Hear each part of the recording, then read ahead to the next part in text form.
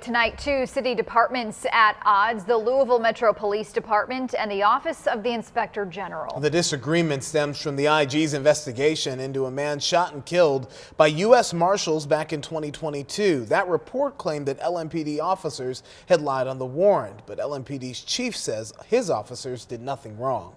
WDRB's Katrina Nickel breaks down each side's argument and how they will both move forward now. It's the moments leading up to this shooting and after that have been the center of an investigation by Louisville Inspector General Ed Harness's office.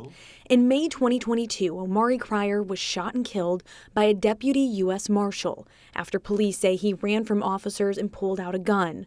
Cryer was wanted in connection to a domestic violence situation.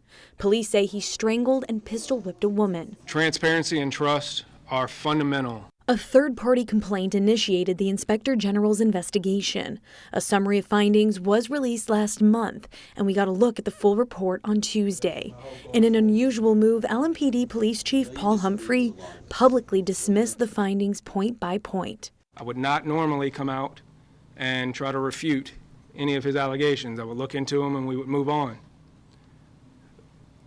But this is pretty inflammatory, and I think it's appropriate that we address it. The report alleges several instances of misconduct, including administrative mistakes and lying to get warrants. For example, the report accused a detective of submitting false information to get an arrest warrant for Cryer.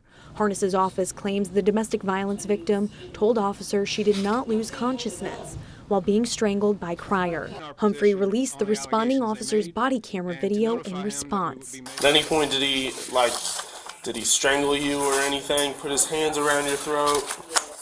He did? Like pushing his arm against you or around you? At any point did you lose consciousness? Did you urinate, defecate, anything like that?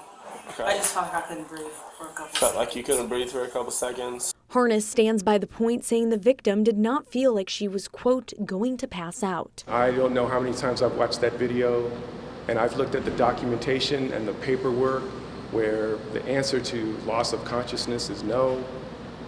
So there are contradictions. The IG report also claims officers failed to announce they were police there to arrest Cryer, which Humphrey says officers didn't have to do, as Cryer started running when he saw them.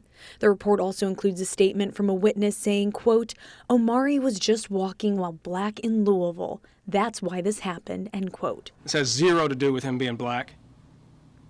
This has everything to do with Mr. Cryer's actions. And it disappoints me and it upsets me that that type of implication is made in connection with a case like this that's so serious. Harness maintains that statement was relevant to include. That was the resident of the home that was being searched, and that was the resident's opinion, because one of the questions was, why did Mr. Cryer flee? Chief Humphrey says the department will not investigate the report's accusations any further, and no officers will face consequences. Harness would have preferred otherwise.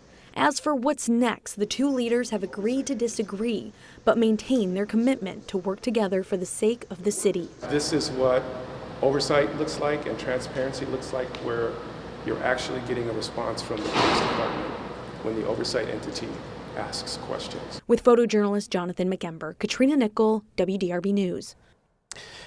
And something else that the IG noted in that report, that the task force involved in this case is made up of local and federal law enforcement and was designed to go after violent gang members. Well, the IG says the Cryer was not a gang member and he did not have a prior criminal history.